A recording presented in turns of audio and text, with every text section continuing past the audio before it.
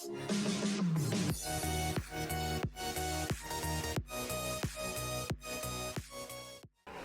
everyone, Nukin here and welcome back to the channel.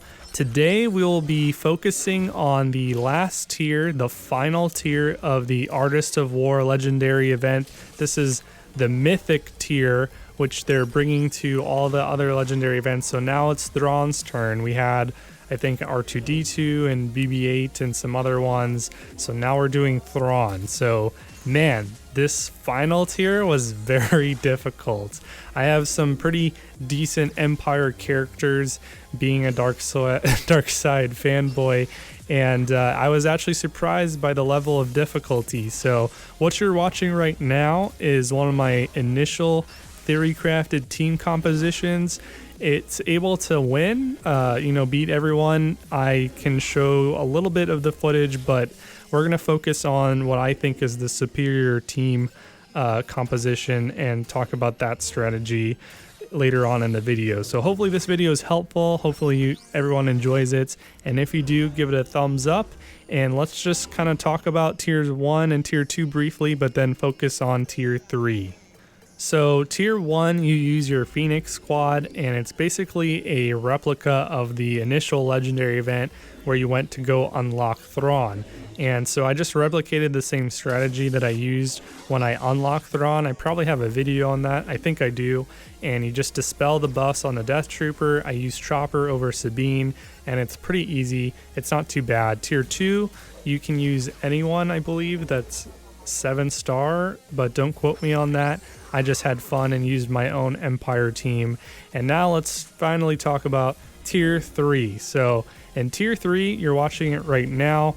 This is my first initial team composition, and my whole strategy was I'm going to power up Tarkin and use the power of the Death Star and just one-shot all of this rebel scum. And I learned that they have a lot more HP than I thought. I was able to almost take out Sabine here, and I finished her off. And then I had to recharge up my Tarkin, and I did take out Ezra as well. Here we go. We can watch taking out Ezra, but it just became way too tedious to do this. And the whole strategy was to use 2 or 3 tanks, soak up the damage, power up Tarkin, install, and then just one-shot everyone. Not the most effective team in terms of time. So then I decided to retreat and try something else. And here's the better team composition here. So I decided to basically take out Royal Guard and put in Death Trooper. So basically we're using a similar strategy where we're gonna use Tarkin to do some burst damage and then get a character low enough and basically have Death Trooper finish the job. And then once we've taken out a character, we can then proceed to take out the rest of the Phoenix one by one using the death mark from Death Trooper's Terminate. Now, if you don't have a geared up Stormtrooper, then you can try to replace him with Royal Guard. It might work, but it seemed like Shore Trooper was pretty irreplaceable on this team.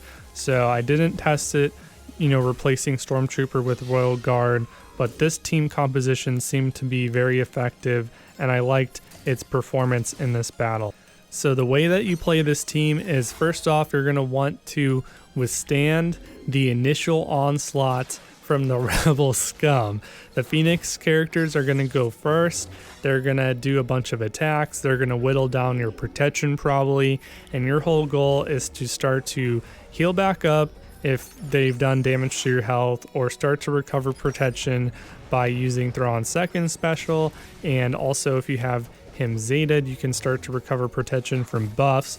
Your whole goal is to then apply offense down immediately with Tarkin and power him up so you can burst down a character. My recommendation is Sabine. You can then basically finish the job with Death Trooper's Terminate second special, and once you've taken out a character, we just took out Sabine, then you can have the capability of applying Death Mark to these Phoenix characters, and it becomes much quicker from here on out. After taking out Sabine, your whole goal is to then recharge Tarkin up to basically be able to burst someone down, so save his ultimate firepower special and use your tanks to recover HP with Shore Trooper and start to prepare Death Trooper to use his Terminate once again. So the nice thing about taking out Sabine first is she doesn't have a lot of time to apply a bunch of armor shreds on your characters, so you can really just kind of stall as long as you need to. It doesn't take too long to cycle through Death Trooper's turns to reuse Terminate. A neat little trick is to use Maneuver on Death Trooper to help cycle through his turns quicker, because Maneuver, on top of being able to cleanse debuffs, also gives a significant amount of turn meter, especially if Shore Trooper is taunted. So here we cycled through Death Trooper's turns and we applied Death Mark to Chopper. I think it took a second round of Death Mark here to take out Chopper.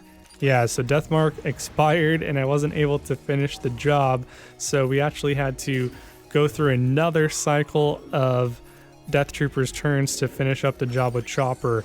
I decided to take out Chopper second after Sabine because Chopper has a unique that helps you recover protection and health, and so I wanted it to be easier to take out the rest of the characters, and I wanted that unique to go away. So here's another Death Mark, and now we can take out Chopper here.